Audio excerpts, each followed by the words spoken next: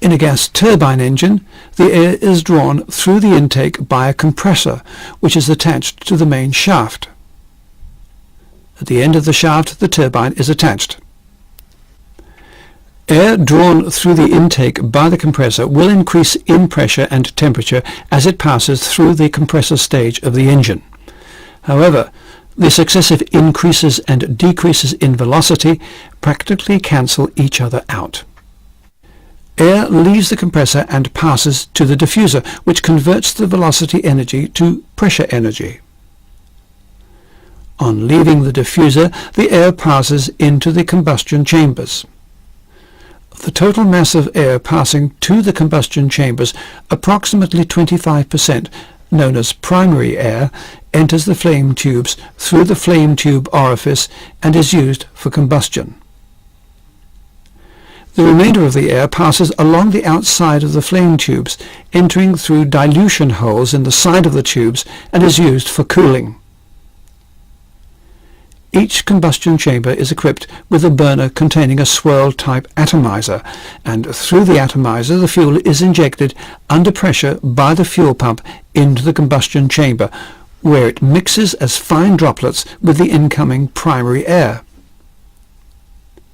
The combustible mixture formed is ignited by the igniters in 2 or 3 of the combustion chambers, depending on the design of the engine. On completion of the starting cycle, the igniters are cut off. At this stage, we can say that we have light up. From this point, combustion is continuous, and the pressure in the combustion chamber for a given fuel flow is constant. The residual or secondary air, which passes through the dilution holes into the flame tube, mixes with the main mass of burning gas and cools it sufficiently to permit it to pass through the turbine at a temperature within the safe limits of the turbine material. Within the combustion chamber, owing to the added heat energy of the fuel, the gas both rises in temperature and increases in volume. After passing through the combustion chambers, the hot gases enter the nozzle guide vanes, which direct them at increased velocity onto the turbine blades, causing the turbine disc to rotate, which in turn drives the compressor. Of the total energy, approximately 60% is used driving the compressor, so that there is a considerable drop in gas pressure and temperature across the turbine.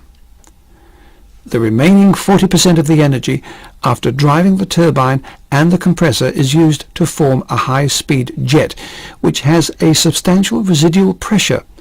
This jet passes into the exhaust cone to emerge close to atmospheric pressure at the orifice. The jet not only has kinetic energy owing to its velocity, but also has substantial heat energy.